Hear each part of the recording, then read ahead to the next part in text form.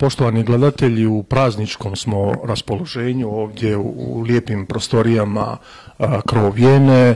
S nama je predsjednik kluba, predsjednik izvršnog odbora Mato Stojanović. Prvo, dobro večer, dobrodošli, odnosno ovdje ste već domaćini puno godina. Dobro večer vama i veliki pozdrav za sve gledatelje. Evo i ovo je jedan od načina kako se mi obraćamo našem cijenjenom gledateljstvu na način da komuniciramo i preko novina, pa evo i na jedan ovakav nešto moderniji način. Malo ćemo se osvrnuti na proteklu godinu, u godini dana, evo na zalasku smo jedne, rekli bismo, uspješne godine.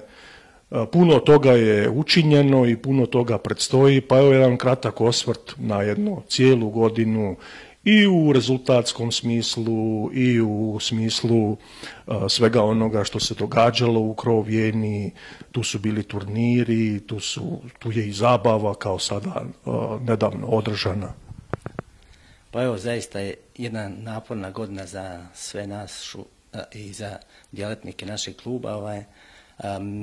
Mislim da smo tu godinu uspješno okončali i evo ja se nadam da ćemo i u nastavku sezone, znači u sljedećoj natjecateljskoj sezoni, da ćemo nastaviti sa ovim tempom, možda sa još malo jačim i intenzivnijim radom, da bi uspjeli naš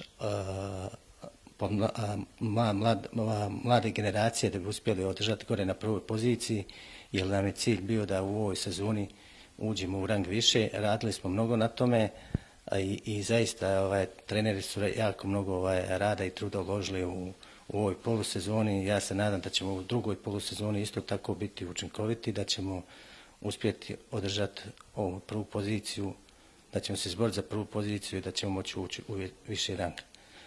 Osim tog sportskog dijela, pred nama je, iza nas je isto bilo jako mnogo rada u organizaciji samih turnira. Imali smo dva jako uspješna turnira, zimski turnir u hali koji već tradicionalno održavamo. Isto tako održavamo tradicionalno i naš prvo svibanjski turnir. Oba turnira su, kažem, jako uspješno odrađena, završena i evo iskoristio bi priliku isto svim ljudima koji su nam pomogli u toj organizaciji da to tako uspješno završimo, da im se zahvali na uloženom radu i trudu. Ono što je zadnje bilo je nekako kruna svega toga što ste spomenuli, veličanstvena zabava, božićna zabava, 12. po redu Krov Vijene, odlični komentari, puno je pozitive, to je postala jedna prepoznatljivost Krov Vijene. Evo, možemo li možda najaviti već nešto za sljedeću godinu? Pa evo, to je zaista jedna naša tradicionalna fešta s kojom završavamo našu natjecateljsku sezonu i kao završni čin jedne godine i tu iskoristimo tu zabavu zaista da prezentiramo sve naše igrače, naše trenere, to što imamo i što radimo u našem klubu. Naravno da jako se mnogo potrudimo da i ta zabava bude jako uspješno odrađena i da bi se ona svidjela svim našim ljudima koji dolaze da nas posjećuju i koji nas već godinama prate. Ja zaista sam čuo, barem sa ovim osobama s kojim sam ja razgovarao, da su jako pozitivni bili sa komentari sa ove zadnje naše zabave, jer drago mi je da je tako, da su ljudi zadovoljni, da smo u tome uspjeli, mada, kažem, to radimo već tradicionalno, već duži niz godina. Skoro svaka zabava nije možda baš na ovakvom nivou kao što je ova bila, ali skoro svaka je uspješna. I to nam je u biti i cilj. Mi od samog početka, kako smo ovaj klub osnovali i kako smo počeli sa tim zabavama, željeli smo da napravimo jedan brend, jednu tradiciju, da ljudi znaju kad ulazi na naše fešte da će to biti zaista jako fino organizirana fešta na nivou i da sa jako dobrim izvođačima i mi ćemo sigurno u tom smjeru i nastaviti, tako da bi naši svi posjetitelji bili zadovoljni i da bi nas uvijek vrati. A znamo da samo zadovoljni gosti uvijek se vraćaju. Imamo li možda neko, ili je to još tajna, ili je još se u pregovorima izvođača za sljedeću godinu, možemo li to kazati? Pa u pregovorima jesmo, mogu možda malo reći u pitanju Jelena Rozga, ali još nije ništa sigurno, tako da ne bi najavljivali, ali u tom smjeru se ide. Dakle, nakon jednog muškog izvođača, sada malo ženski izvođač, tako stalno se o tome isto vodi računa. Baš tako, mi to tako i prakticiramo, gledamo uvijek da ne dovodimo konstantno, recimo, muške izvođače, da baš kombiniramo malo muške i ženske i tako. 2019. godina krenut će već krajem siječnja jednim velebnim turnirom, 60-ak ekipa, turnir dvoranski i mlađih dobnih kategorija. 2019. godina bit će i skupština.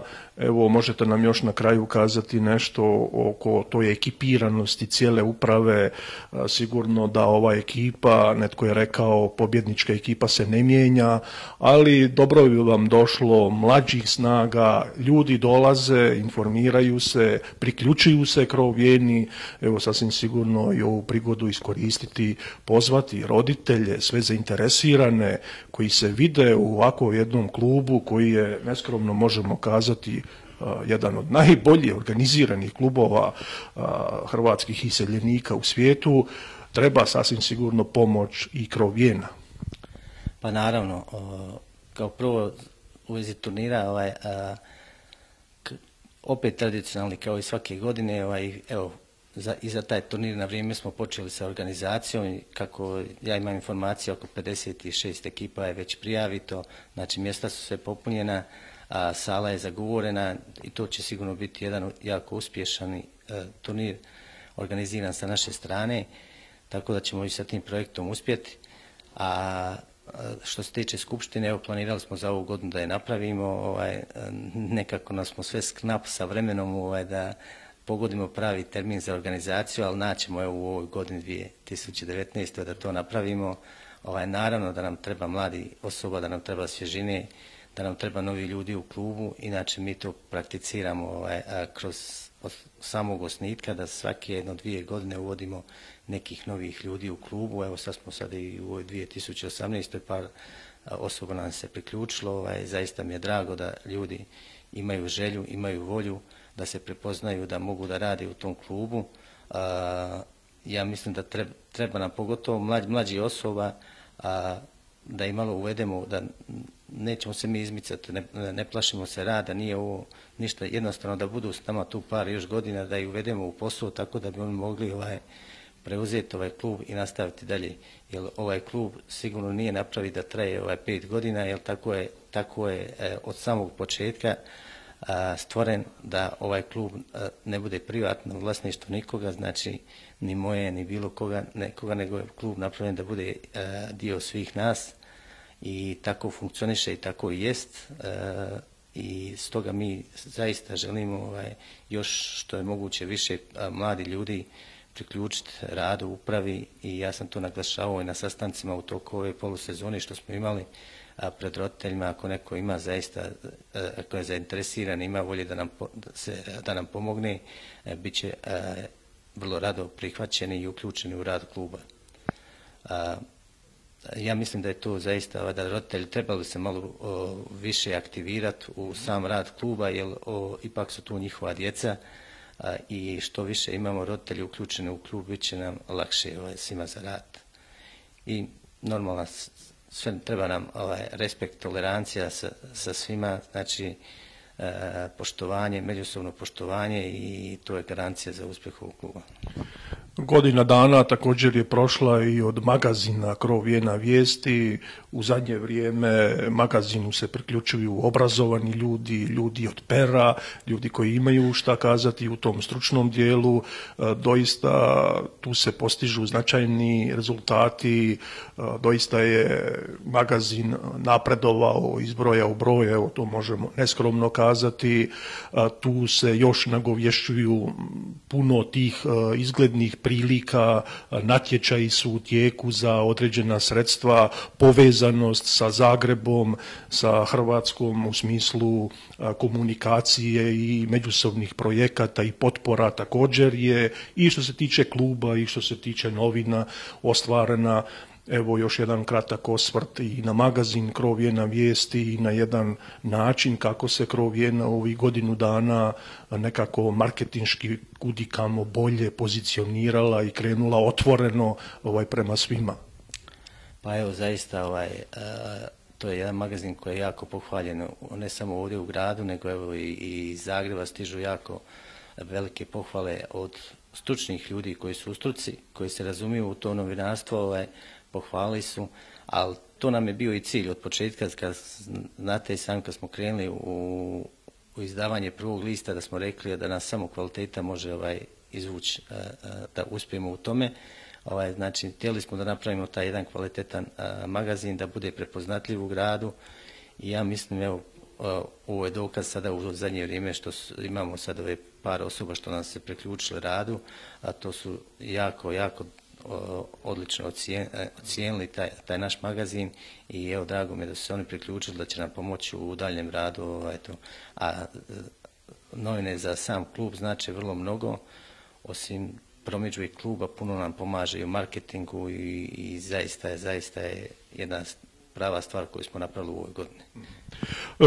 Evo, u vremenu smo do Šašća, 3. je nedjelja, približava nam se Božić, u tom smo blagdanskom ozračju i evo ovdje u našem improviziranom studiju, u našim prostorijama Krov Vijene, sasvim sigurno kao predsjednik kluba, predsjednik izvršnog odbora i evo i u ime uredništva Krov Vijena vijesti, sasvim sigurno imate na kraju godine i za blagdane sigurno poruku.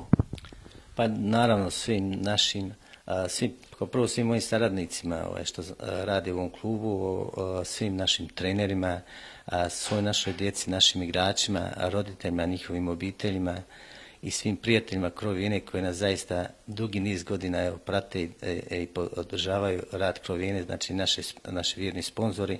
Svima bi zaželio puno sreće u ovim ljubavi, u ovim blagdanskim danima i vrlo uspješnu i sretnu Novu godinu. Hvala i vama, također čestitamo Božić i Novu godinu. Hvala lijepo na razgovor. Hvala i vama.